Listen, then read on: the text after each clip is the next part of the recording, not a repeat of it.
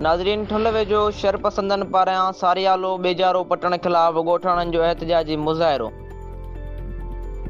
ठुल वेझो दूरू कोसो लॻ सी सेक्शन थाणे जी हद ॻोठ अब्दुल करीम खोसो में शरपसंदनि पारां बेजारो पटण ख़िलाफ़ हाजी हक नवाज़ खोसो, तैयब खोसो, रहमतुल्लाह खोसो, हाफ़िज़ मोहम्मद खोसो ऐं ॿियनि जी अॻुवाणी में प्रेस क्लब ठुल अॻियां बेजारो हथनि में खणी एहतजाजी मुज़ाहिरो कयो वियो।